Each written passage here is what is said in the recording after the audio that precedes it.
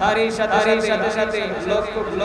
সালাম জানাই সেই মহান মানবতার দূত প্যারা নবী সাইয়্যিদুল মুরসালিন খাতামুন নবিয়্যিন রাসূলুল্লাহ সাল্লাল্লাহু আলাইহি ওয়াসাল্লামের প্রতি যেই নবী উসিলায় এই আসমান জমিন পাহাড় পর্বত আকাশ পূর্ব পশ্চিম দক্ষিণ এই জাহান কিছু আমরা এই চক্ষু দ্বারা দেখি সমস্ত কিছু আমার নবীর আল্লাহ সৃষ্টি করেছে এবং শেষ জামানা নবীর উম্মতদের জন্য এই নিয়ামত আল্লাহ তাআলার জন্য আমাদেরকে করে দিয়েছে সেই জন্য এত সবের নিয়ামত আল্লাহ তাআলা আমাদেরকে দিয়েছে সেই জন্য মহান মুনিবের আবারও কালিমা আদায় করে আলহামদুলিল্লাহ। সম্মানিত কেরাম আমার আলোচনার প্রারম্ভিক সামনে আছেন এবং মাইকেরাম যাচ্ছে সবাইকে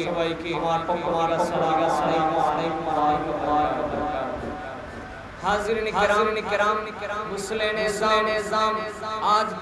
পবিত্র বার এই সপ্তাহে ঈদের দিন কত নামাজ কত নামাজ আমাদের জীবন থেকে হয়ে যায় আমাদের কাছ থেকে চলে যায় আমরা সেই দিকে করতেই না কারণ আমরা বুঝি না যখন আমাদের চলে আসে বিপদ চলে আসে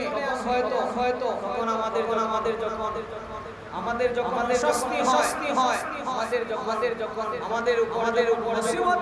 চলে আসে আমরা দৌড়াই মসজিদের ইমামের কাছে নয়তো ফিসাবের কাছে নয়তো আল্লাহর ওলির কাছে কোন জায়গাতে যারে আমাদের স্বস্তি ফিরে আসে যখন আমরা এগুলা ফিরে আসে স্বস্তি ফিরে আসে তখন আমরা আর আমাদের সেদিকে আর খেয়ালি নাই যখন মুসিবত চলে আসে আল্লাহ ছাড়া আর কেউ নাই মুসিবত নাই আর আল্লাহর নাই অনেক বান্দা আছে এই ব্যক্তি আল্লাহকে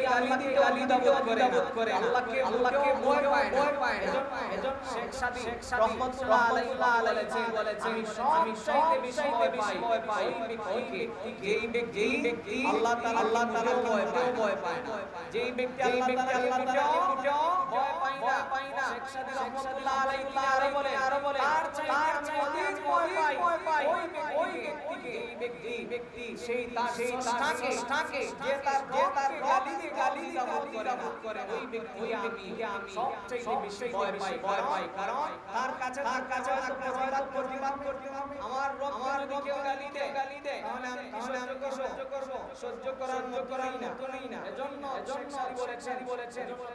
তার কাছে হয়তো তাকে প্রতিবাদ করতে হবে এজন্য তাকে আমি বেশি ভয় পাই কারণ দিয়া যায় বলতে পারে কারণ সে তার রবকে ভয়